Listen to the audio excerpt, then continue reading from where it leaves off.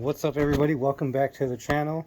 I'm just over here doing a woodworking project, so I wanted to just talk about this real fast. 3 years ago, I've always done kind of woodworking projects, but 3 years ago, I ran into an issue where sometimes you need to just kind of test fit things. So I'm putting this together. It's going to be a folding table that mounts to the wall. But I wanted to kind of do some test fitting. So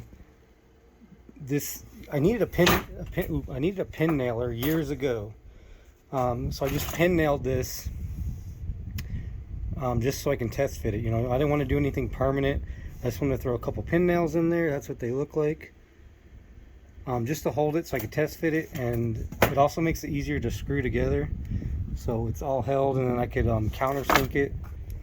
One of these countersink bits, you can take the drill bit out and put, I wouldn't say any drill bit in there, but up to a certain size drill bit. Yeah, so like 3 years, I've had this maybe 3 years. I was looking for a pin nailer, so I go on Lowe's, I go to Home Depot on the website, and I couldn't even find a pin nailer less than like $90, $80. I don't care who makes it, DeWalt, Makita, Milwaukee, I don't give a crap who makes it. A pin nailer should not be $80, $90 minimum. That's ridiculous. It's highway robbery. So then of course I'm like, well, Harbor Freight. So this thing is, like I said, I've used the crap out of this thing. I've had it for 3 years. I've been doing a ton of woodworking projects.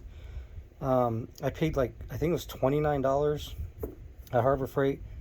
That's perfect. A pin nailer shouldn't be more than $50. I don't care who's, like I said, I don't care who's making it. Nobody is using a pin nailer enough for it to be $100. Even $100, this would probably outlast a $100 pin nailer. Why do you need a $100 pin nailer? I don't know. It's stupid. It doesn't make any sense for a pin nailer to be $100. I could understand like a framing nail or stuff like that, which I have. So yeah, I've had this for like 3 years, and it's been awesome. So it comes in this, the case is pretty nice, decent case, and it can shoot different size pin nails. So a half, 3/4, and up to 1 inch. So I'm using these 1 inch ones. 2,000 of these. I've had this this is the same package I bought 3 years ago. So yeah, I've used maybe half of them. Maybe half. That's pretty much all I have left right there.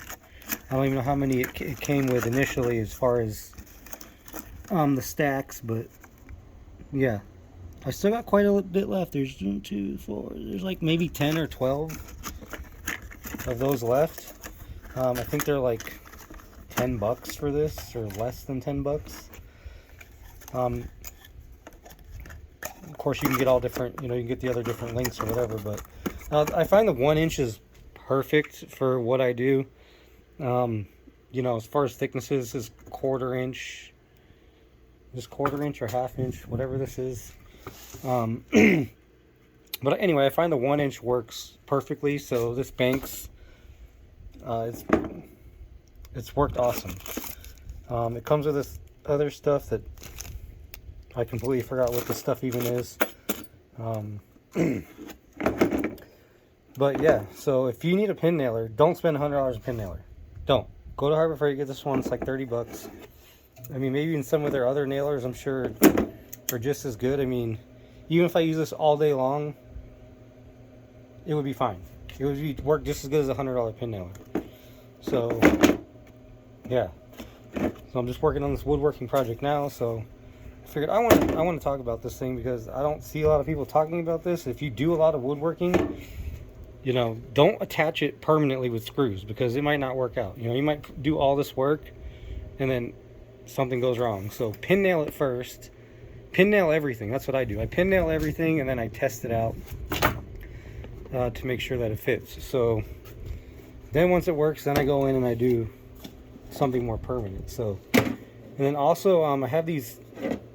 I'll probably do another video on this, but I've been, I talked about this in a video, and then I have those organizers. So I finally went in and emptied out everything out of these and redid everything. So I don't think I mentioned it in the last video, but Adam Savage calls this first order of retrievability. So everything that you use daily should be right here where you can get to it. Everything should be right here. So this is all stuff I use daily, so that's why it's here, because I grab for this every single day. And it used to be that I'd spend 2 hours looking for any of this stuff. So first order of retrievability, make sure everything that you use daily is where you can grab it. So this is all stuff I use every day. I even finally emptied some of these. If you saw the other video, these were full, absolutely full. So I've been slowly, day by day, organizing all this. This is all stuff I use daily. I mean, literally, I'm using bolts every single day. I'm always fabricating stuff, always making stuff. I got all this organized, so I'm happy. I'm so excited. I've got all my lock washers and stuff organized. I made these little dividers here out of another thing I want to talk about: when you get these packages, these blown molded cases, never throw these away. I have literally stacks of these. Anytime something comes in a blown molded plastic case, save it, because look, I've got tons of these things. I just got stacks of them. There's another one. They're everywhere. Always save them, because when you need to mix epoxies, these things are freaking awesome. I've been mixing all this epoxy, this JB Weld. Never throw these away. Save these. I used to constantly just get these and throw them away because they used to drive me crazy. Then I realized when I started using a lot of JB Weld, I had nowhere to mix it. So do not throw these away. Pro tip, save these. I've got a lot more. I actually have a whole bag somewhere that's full of these. So every time I buy something, here's another one. It's got nails in it right now, but eventually this will have epoxy in it. So I'll just cut the sides off so it's not so deep, and then mix JB Weld in it. So but yeah, right, so I use this plastic to make these dividers because it didn't have any, and then I just put a little dab of hot glue down in there to hold it, because I want to divide out all my washers. I've been spending a lot of time out here. These are just full of, these probably won't get divided. I don't care about the bigger ones. It's the smaller ones that I grab for that I want to stay organized. So, you know, I got a hose clamp drawer, stuff for, like, you know, cotter pins, picture hanging stuff. I hang a lot of stuff in the house. More picture hanging stuff down here. Drywall anchors. I got like specialty plastic nylon washers. All these little machine nuts. I use these a ton. I'm constantly buying these and restocking them, because I go through those like crazy. I'll buy these and they'll be gone like in a month. They're gone. So I've been trying to, you know, organize all these little screws, like the conical. These are the conical shaped ones. So sometimes these are a nightmare. If you ever done a lot of projects, you know, you can only use these for wood, you know. So the button head, I find are the best. Focus. Oh, there goes my air compressor. Sorry about that. Let me shut that off. 1 second. Let me shut that off.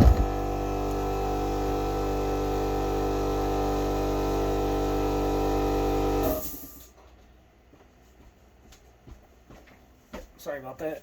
Yeah, so the button heads work great because they won't destroy your workpiece. You know, they'll pull it tightly flat, whereas, you know, the conical ones, they could do some damage. So then these are all the machine screws that go with like those nuts. Finally got this emptied, so that's awesome. I got another one to work on. Actually, I kind of did work on that one. I think that might be the permanent kind of junk drawer. But these are all organized. The last video I had all these long bolts were in here, which made no sense. All of these were long bolts, so I'm like, why? They would always get jammed in there and you couldn't put that many in, so literally like 3-4 drawers all went in this one drawer. Some other random bolts.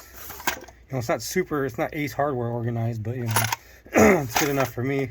So this is really the last kind of drawer I want to empty out. And then there's a couple There's one more. This one I completely emptied out, so that's awesome.